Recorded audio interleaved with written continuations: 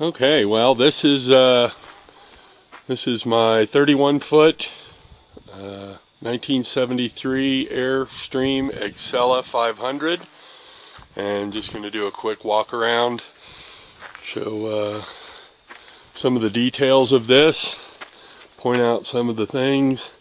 It's got 2 propane tanks on the front. Hitch is in great shape. Got little minor dings and dents up front.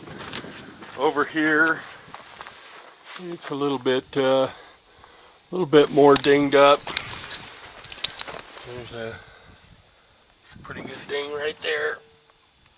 Trying to get all this, but you know, it's kind of to be expected. We're hauling down the road, kicking up rocks and things like that, but we'll keep moving around this side over here. So, you know, it's got little minor issues on the outside. You know, you can see there the leveling bubble is broken. The person who owned it before me decided that they were going to treat all the seams on the roof, and really didn't do any favors aesthetically there. But the roof doesn't leak, and these Airstream trailer roofs normally don't leak unless you hit something, you know, low-hanging object, and create some problems there. This has got the pull out. It's got a awning that comes out to shade the windows, and it's got one in the rear as well. And that one's functional. The rear one is functional, but it is missing the main awning over the side. So again, as I say, some little issues, some broken reflectors here and there. Good tread on the tires still, plenty of good tread there with the original aluminum mag wheel rims. This is a little access panel. You've got a phone jack here, and right here, this area is where I think one of the previous owners, I'll try and get under here and show this, one of the previous owners hit a rock or something right here. This door, this little access panel, normally drops down. This is where your power cable, there's a power reel with the cord in there, but you would pull that cable out of there and hook up to an electrical hookup. But they hit it and they kind of dinged it here, and I think rather than really fixing it, they came in and put some like silicone sealant around there. So that's not major, but it's not great. It doesn't have the access panel that drops down unless you fix that. Now, one thing that these Airstreams have, these older ones, I don't know how well you can see, this is when they first started doing, you know, different window tints and films and whatnot, and so they didn't quite have it down then. But a lot of these older ones, the window tinting has started to kind of bubble on the inside. You know, it doesn't bother me. It's a little less noticeable from the inside looking out, and it kind of looks like you're in a fish tank. So anywho, coming around to the back. The back's in real good shape. No major dings or dents there. Had a couple of the little reflectors here popped off. I've got a replacement one for that there. This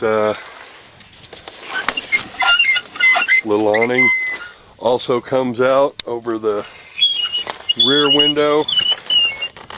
You can see some of that bubbling there. So what I've read on the Airstream forums, a lot of people just go in and take the windows apart and scrape the tinting off and either do new tinting or whatever. It's got sort of add-on tail lights there. The fellow that I bought it from couldn't quite get this rear right brake light working, so he just did a quick wiring job and brought some auxiliary tail lights, and so those all work fine. Little ding right there. Looks like they hit a rock. These were not meant, this is a park model. It's not meant to, you know, be taken down dirt roads and things like that. It doesn't have a generator. It's meant to just kind of be plugged in at an RV campground or whatnot. So this is the curbside of it. And again, it's got your little, you know, dents and dings. You're going to be hard pressed to find a 40-plus-year-old Airstream that doesn't have some body issues and dents just from traveling. So that's kind of the walk around from the outside. We'll go inside now. Show you around. Okay, well, here's the interior. And we'll just kind of, I'm going to do it room by room here and try and get a good view of everything and then point out some of the specifics.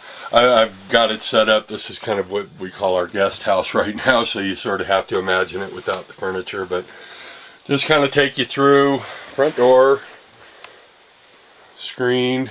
Does need a new, I don't have the key to the deadbolt. I purchased a deadbolt, so that's somewhere in here, and that'll go with the trailer, so that you can have a front door key. But it's got these cool little skylights, and again, you know, the bubbling on the windows is a little less evident. Coming around here, it's got speakers, 4 speakers, 2 in the living room here and 2 in the back bedroom. And this is what these wires coming out here, and the doorbell. Normally this would have had what's called a gaucho couch that kind of would have covered up that thing, and it actually had like a built-in stereo down here. So you have to sort of imagine this with all the bed and, you know, all the extraneous furniture out of here. It's really ready to kind of customize, you know, to taste.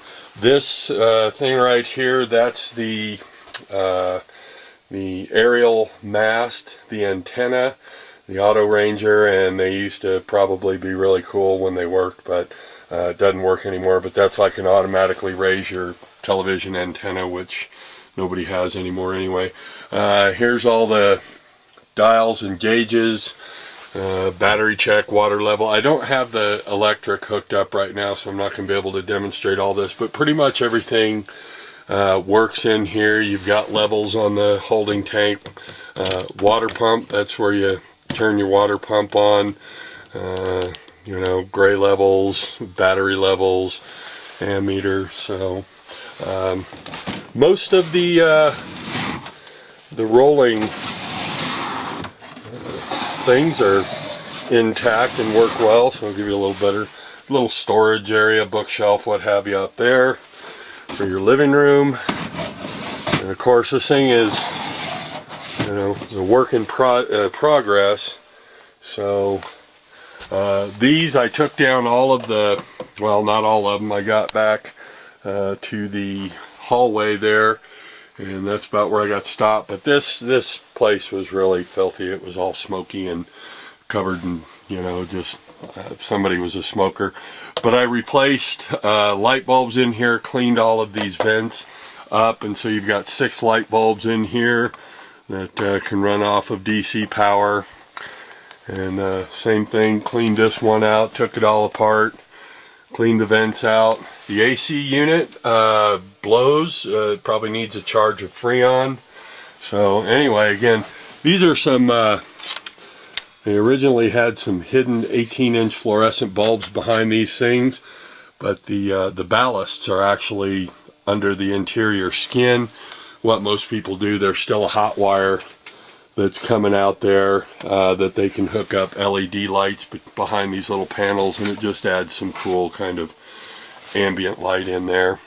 And these things, you know, the little skylight windows there have the shades that pull down on them, so you can block that out. And there's also curtains that are probably long gone from this thing, but you can hang curtains up here. There's a track in there Okay, so that's the living area.